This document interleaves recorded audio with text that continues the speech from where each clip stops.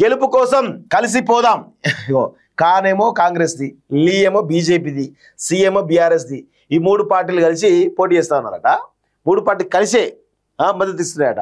వనపర్తి జిల్లా బెక్కమ్మ గ్రామంలో బీజేపీ అభ్యర్థికి మద్దతుగా నామినేషన్కి వెళ్తున్న బీఆర్ఎస్ నాయకులు అట. పంచాయతీ పోర్లు, ఆసక్తికర పొత్తులు, వింత అవగాహనలు, అత్యధిక స్థానాల్లో బీఆర్ఎస్ బీజేపీ నేతల జట్టు, కొన్ని గ్రామాల్లో కాంగ్రెస్ బీజేపీ నాయకుల మధ్య ఒప్పందాలు, మరికొన్ని చోట్ల కాంగ్రెస్ బీఆర్ఎస్ నడుమ కూడా సిద్ధాంతాలను పక్కన పెట్టి పంచాయతీ గెలుపు కోసం దోస్తీ. ప్రధానంగా అధికార పార్టీకి వ్యతిరేకంగా ఒక్కటవుతున్నటువంటి విపక్షాలంటూ చూస్తాను. 100% రాసి పెట్టుకోండి.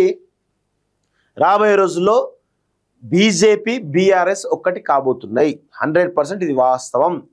అది జిహెచ్ఎంసీ ఎన్నికల తర్వాత అవుతారా లేకపోతే ఇంకేమైనా వేరే తర్వాత అవుతారా తెలియదు, కానీ మొత్తానికైతే ఈ రెండింటి మధ్య అవగాహన అనేది చాలా స్పష్టంగా కనబడతా ఉంది.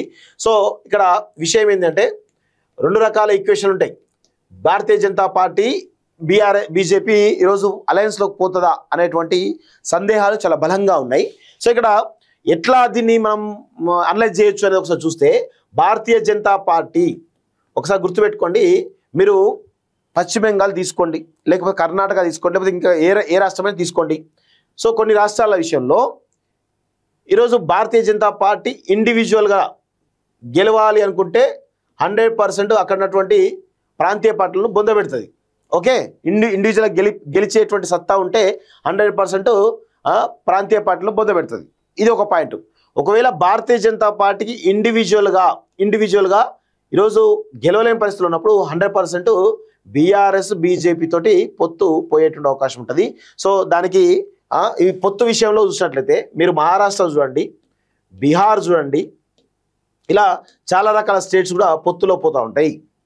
రెండోది ఇక్కడ ఇండివిజువల్గా పోయేటువంటి రాష్ట్రాలు చూడండి. మీరు కర్ణాటకలో ప్రాంతీయ పార్టీలు అవుట్, పశ్చిమ బెంగాల్లో ప్రాంతీయ పార్టీలు అవుట్, అక్కడ ప్రాంతీయ పార్టీలు అవుట్. సో ఇట్లా ఎక్కడైతే వాళ్ళ స్కోప్ ఉంటుందో అక్కడ ప్రాంతీయ పార్టీలు అన్నింటి కూడా కంప్లీట్గా కొలాప్స్ చేసేటువంటి పరిస్థితి కనబడతా ఉంటుంది. సో ఈవెన్ అక్కడ ఉన్నటువంటి యూపీలో కూడా చూడండి ఒకసారి, యూపీలో కూడా అదే పరిస్థితి. సో ఇట్లా భారతీయ జనతా పార్టీ ఇండివిజువల్గా పోవాలనుకుంటే మిగతా ప్రాంతీయ పార్టీలు అన్నింటి కూడా కొలాప్స్ చేస్తుంది. లేదు అట్లా అసలు ఇండివిజువల్ రాలేని పరిస్థితి అనుకో అలయన్స్ పోతుంది. ఇప్పుడు తెలంగాణ పరిస్థితి గురించి మాట్లాడదాం. తెలంగాణలో భారతీయ జనతా పార్టీ ఒంటరిగా గెలిచే పరిస్థితి ఉందా అంటే డౌటే. ఎందుకంటే నల్గొండలో అసలు పట్టేలేదు, ఖమ్మంలో అసలు 0, వరంగల్లో పట్టేలేదు. సో ఇట్లా ఈ 3 జిల్లాల్లో అసలు లేనే లేదు. ఎక్కడో ఆదిలాబాద్లో ఉంది, నిజామాబాద్లో కొంత ఉంది, కరీంనగర్లో కొంత పార్ట్ ఉంది, మెదక్లో కొంత పార్ట్ ఉంది, రంగారెడ్డిలో కొంత ఉంది, మహబూబ్నగర్లో కొంత ఉంది.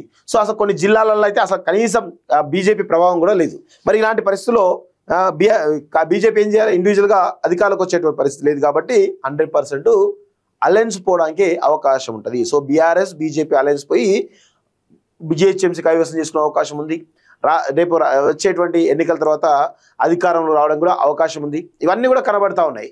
సో మరి ఎట్లా దీన్ని స్ట్రాటజీ బిల్డ్ చేస్తారో భవిష్యత్తులో తేలేటువంటి అవకాశం అయితే చాలా స్పష్టంగా కనబడతా ఉంది. ఇది ఇప్పుడు మీరు చూడండి, ఇక్కడ గెలుపు కోసం ఈ సర్పంచ్ ఎన్నికలకు సంబంధించినటువంటి అభ్యర్థుల గెలుపు కోసం చూసినట్లయితే 100% చాలా చోట్ల కాంగ్రెస్ అభ్యర్థికి ఆపోజిట్గా బీజేపీ బీఆర్ఎస్ కలిసి ఉమ్మడి అభ్యర్థులే పెట్టినటువంటి సంఘటనలు కనబడతా ఉన్నాయి. సో ఇక ఇది కేవలం స్టార్టింగ్ పాయింటే. ఇక వస్తూ ఉంటే మీకు చాలా క్లారిటీ వస్తుంది.